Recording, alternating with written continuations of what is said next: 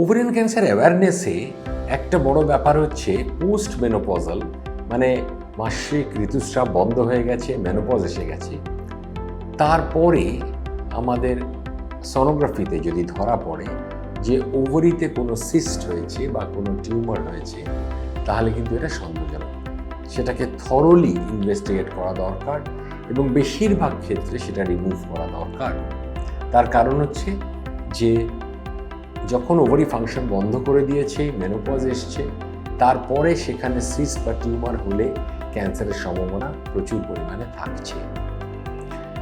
এবং এছাড়া ফ্যামিলিতে যদি ওভারিয়ান ক্যান্সারের কোনো ফার্স্ট ডিগ্রি রিলেটিভ থাকেন, মা এবং মাসি, দিদি, তাহলে কিন্তু জেনেটিক একটা ব্যাপার ওভারিয়ান ক্যান্সারের মধ্যে থাকছে।